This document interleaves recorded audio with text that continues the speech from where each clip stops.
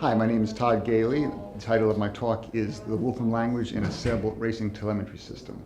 I'll be talking about a system I'm creating to help me race and cruise my sailboat Turing machine. I use a whole host of Wolfram technologies to help me analyze, display, record various sailing data to help me make better decisions on the race course and for later analysis at home. Thank you. I'd like to talk today about a system I'm building using a whole suite of Wolfram technologies for my sailboat Turing machine to help me get the most out of her, whether I'm racing or cruising. Turing machine is a new boat. I bought her just this spring. I've raced on other people's boats on Lake Michigan for years. I finally decided it's time to get my own boat and campaign her the way I think it should be done. One of the factors in this decision was that I knew I could use Wolfram language, the Wolfram system, to create a system like the one I'm describing today, to really give me an edge out on the race course, because I think there's a lot of things that I know can be done on a boat that I don't see people doing, and I want to see what can be done with that. All right, so real quickly, there's Turing machine. She's a Catalina 275 Sport. It's really a pocket cruiser with just enough performance features and tweaks to make a credible racer. It's got a great big cockpit, holds a lot of crew. She's very comfortable inside, sleeps 4, has a bathroom and everything. So it's a very comfortable boat for all sorts of things. And it's also very well set up for single heading, which is something that I do a lot. Now, a short little video just to get you in the feel. Not very exciting. It's very, very short. I just want to put you out on the water for a moment in Turing machine.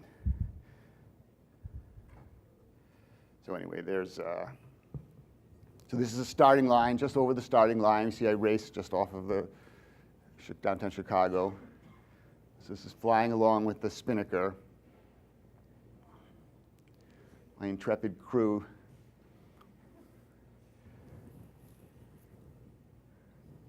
Oh, I was going to turn up the volume here.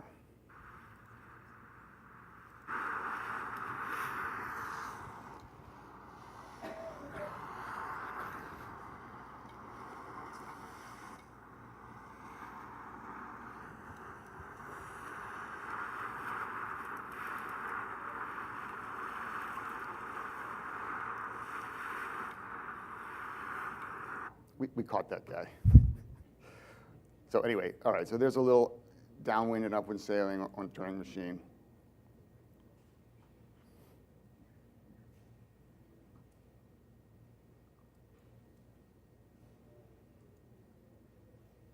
All right. Now, is this, can people see this? Okay. There's always one.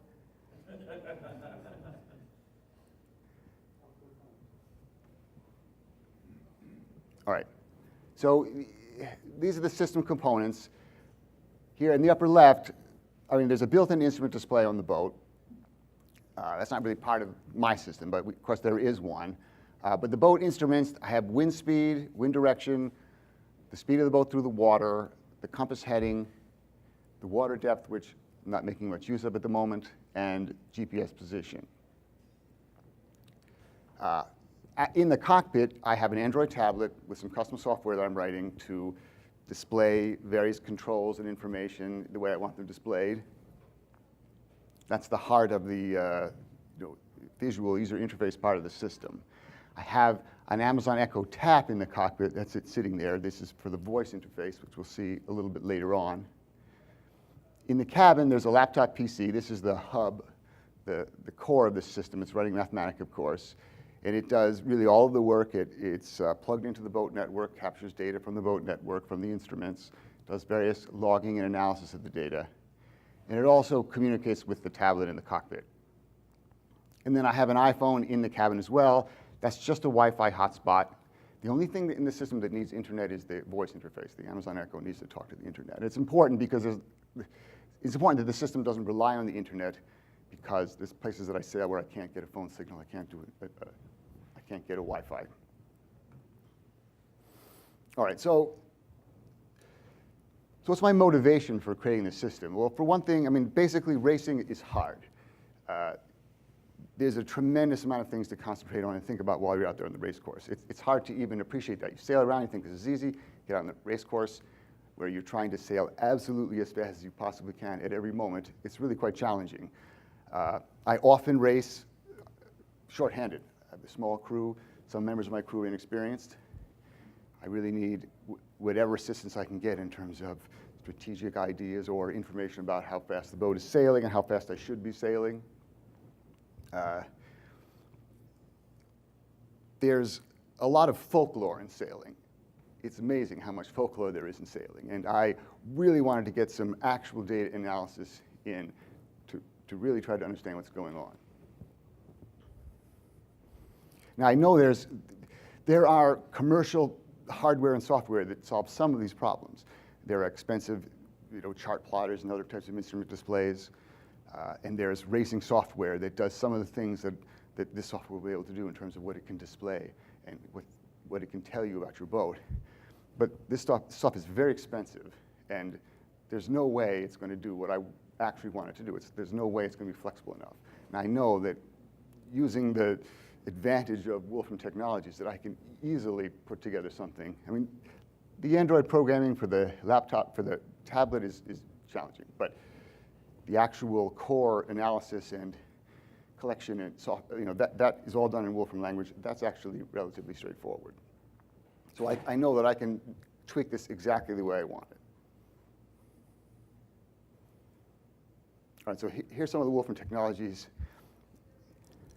I use the device framework, device open, device read. That's for acquiring data from the boat network. I have some cables that plug right into the laptop, and I use scheduled tasks. Very powerful feature of Mathematica that you can run things in the background that don't interfere with the normal use of Mathematica on the computer. So I have several times a second, I have scheduled tasks that are sampling the boat network, collecting this data.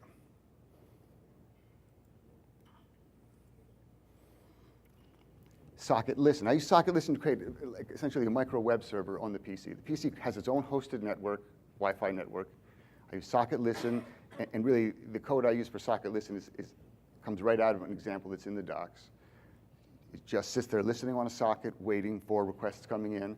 The requests come from the tablet. The tablet is constantly pinging the laptop to get the latest data and display it. And then I have these background scheduled tasks that are constantly collecting data and updating this state structure. For the voice interface, I use the Alexa package. She's going to be waking up every time I say her name. This package, I want to remind people, it's freely available. If you want to use, I highly recommend that you get it. Just type packet update Alexa in your Mathematica session, and then type Alexa in the documentation center to go into the docs. Stop it.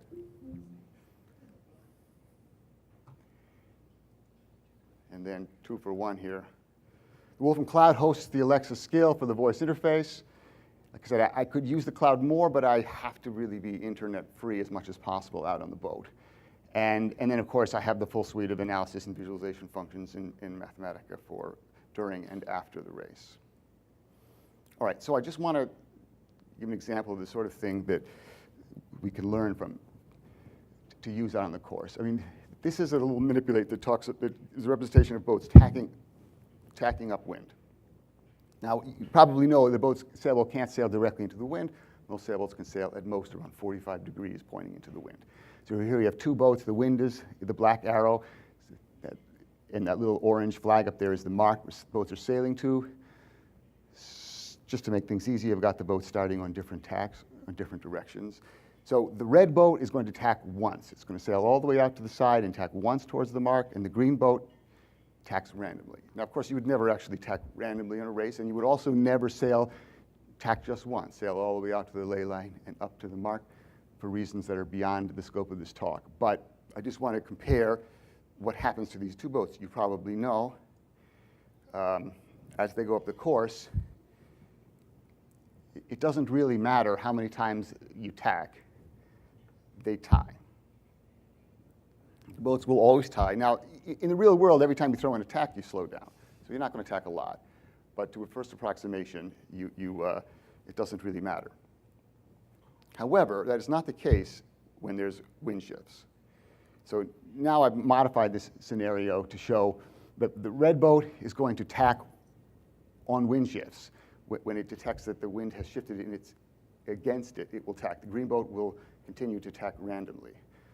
So let's just run it for a moment here. Now you notice the wind is coming 5 degrees from the left here. So the red boat is lifted. It's on advantageous tack. And the green boat is on the disadvantageous tack. And he's not smart enough to know that and tack away. So I'm now going to shift the wind back to the other side of the course. And then maybe back again. And we see that the red boat is now way ahead. And if you notice the course of the red boat, he's really always doing better than 45 degrees. He's in phase with the wind shifts, and so he's taking a much straighter course to the mark. The green boat here is in here. You can see in several places it's going more sideways than forward. So this just shows you how important it is. The number one thing on the upwind leg is to recognize wind shifts.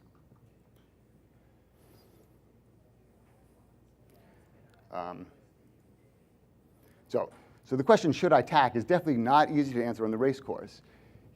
You want to know how big is the wind shift? Is this a persistent shift or is it only momentary? Is it worth the speed loss that I'll incur by tacking? And if I have to tack back because I made a mistake, that's 2 tacks. And then you also want to know, is there an overall pattern of oscillating wind today or is it stable? So anyway, these are questions that can easily be answered by a system that's monitoring the wind direction during the race. Okay, another thing I want to talk about, and this is more of an example of sort of after-the-fact data analysis, is something called a polar diagram. A polar diagram is a representation of the expected performance of a sailboat in every direction relative to the wind. It's different for every boat. Every boat has different performance characteristics. And also, for the same boat, it's different for every different set of sails and every different wind speed. You can get polar diagrams for your boat, but they're generally produced from theoretical considerations, which really means they're really not worth very much. They're just guessing based on similar boats. But I want to get, the only way to really know how your boat performs is to go out and measure it. And of course, I have the capability of collecting data constantly. So here is an example of a polar diagram, just in general. What this is showing is that the wind is coming from the top of the diagram. This line represents the speed of the boat going in that direction. You see this diagram, this picture shows various boats going in various directions. So this boat here in the upper right is going relatively upwind, and this point here shows how fast it's going. It looks like maybe a little more, there's a circular scale here, a little more than 4 knots, right? This boat here is going almost dead downwind. It's doing a little less than 4 knots. So this is what a polar diagram looks like. And they generally always have this kind of lobed heart shape. One way you can use this is if you just draw a straight line perpendicular to the wind direction and just lower it till it just touches the top of the curve and mark those points. Those 2 blue dotted lines show the optimum angle for sailing upwind. You notice how this curve sort of tails away this way. As the boat starts to point higher and higher into the wind, it slows down and the curve ends here because the boat couldn't even sail this direction. It would just come to a stop. So anyway, these points show you, and you can see for this picture, it's around 45 degrees off the wind. That's how you can tell exactly how high you can point and maximize your upwind velocity made good. All right, so here is my polar diagram for Turing machine. This was in about 10 knots of wind. This is the jib and main, and the data's been called. There's a lot of junk that has to be pulled out, but that's relatively straightforward. And what's the number one thing you notice when you look at this diagram is that it has the right shape, but it's not symmetric, right? On starboard tack, when we're heading in this direction, Turing machine is considerably faster than on port tack. So this confirms something we've noticed, is that you can tell the boat is not as fast on port as on starboard tack.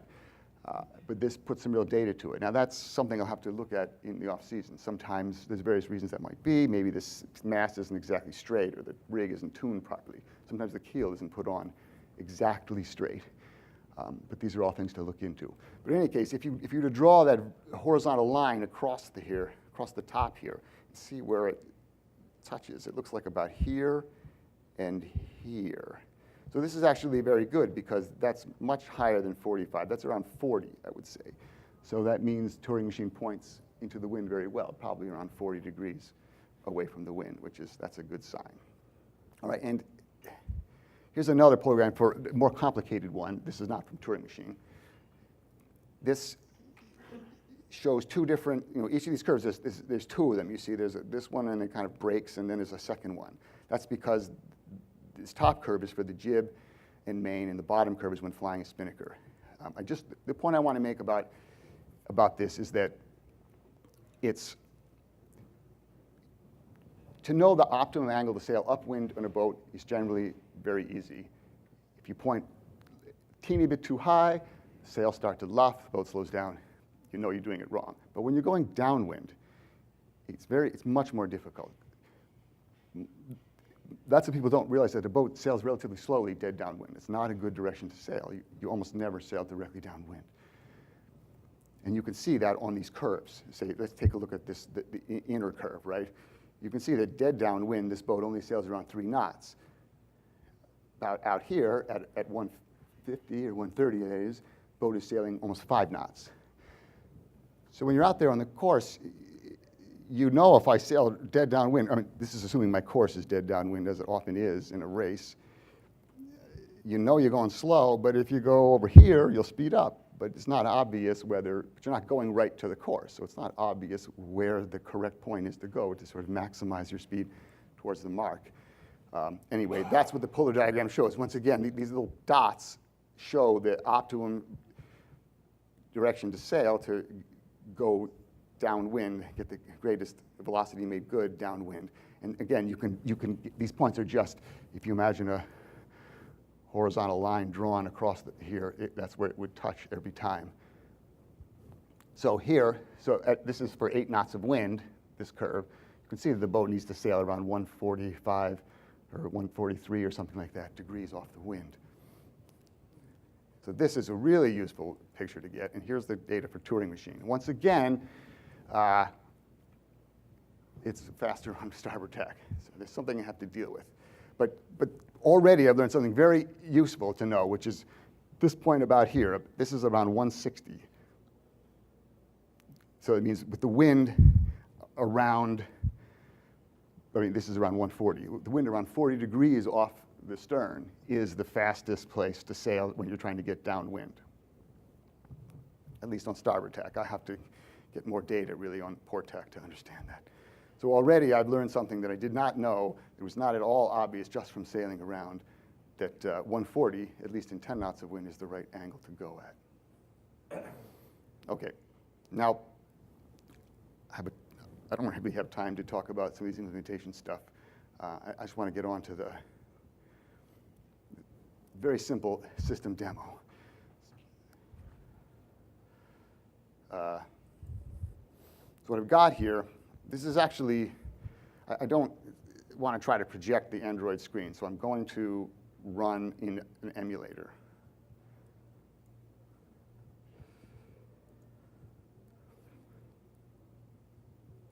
Now, I want to say that the system is really just getting started. In particular, this Android program is just a toy. It's a very long way to go. But it is functioning, and I do want to show it. So what's happening here is that there's several moving parts here. I have the PC down here below me. This is, of course, it's not capturing data from the boat. It's playing back recorded data. And it's playing back recorded data at a very high speed. So these numbers are flying by. It's much faster than it gets collected. But I wanted to play it fast enough so you could see things happening on the screen. So this PC is playing back recorded data, projecting it over the network. This is an emulated Android program, just like it runs on the tablet in the cockpit. It's displaying the boat speed and the true wind and apparent wind speeds. Now, this dial is the wind indicator. The large gray dial is the apparent wind. The small blue dial is the true wind. That's not even hooked up, so they're stuck at 0. But You'll also notice that every now and then that meter will swing to the other side. When I was recording this data, I was sailing and tacking back and forth. So you see that thing swing. It swings the wrong way. It swings all the way around the long way if you watch it. I have to fix that. It's an issue with the speedometer code that I started working from that was sort of designed for a different type of speedometer. There's like a branch cut at the top, and I'm going to have to figure out how to get around that. But in any case, that's actual. You see, it goes the wrong way. As we just tacked, and it spun the wrong way. So now we're on starboard tack. So this is actually a real demo. The only thing that's, all the networks in use are exactly what's happening on the boat, except for the, and I just want to show real quickly, I do have a voice interface. And cannot imagine how useful it is to have a voice interface in the boat, because sometimes you're saying you've got one hand on the tiller and one hand on the main sheet. It's incredibly useful to not have to get up and touch something, or even if this Android is hanging around my neck, I still have to use my hands on it. It's incredibly valuable. So I can talk to it right now. I can say, Alexa, ask the boat what is the true wind speed.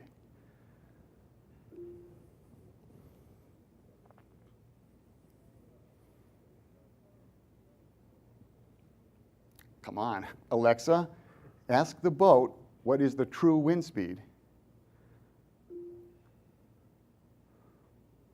The true wind speed is 6.2 knots. Okay, so that's actually taking from these numbers. It's exactly like it would actually be happening on the boat. You can say, Alexa, should I tack? Oh, sorry. Alexa, ask the boat if I should tack. Sorry, I don't know that. Alexa, ask the boat if I should tack.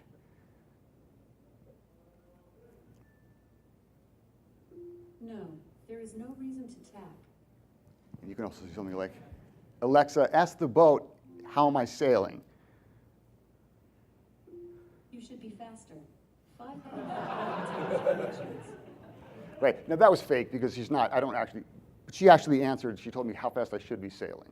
And that's extremely valuable to know. And I get, once this information of these polar diagrams is recorded in the system, then I can actually know how fast I should be sailing at any moment, and I can just ask. And being able to do that one question, how am I sailing, is an incredibly valuable thing out there. When you're trying to avoid crashing into other boats, steering requires continuous concentration. It's really, really very valuable. All right, so real quickly,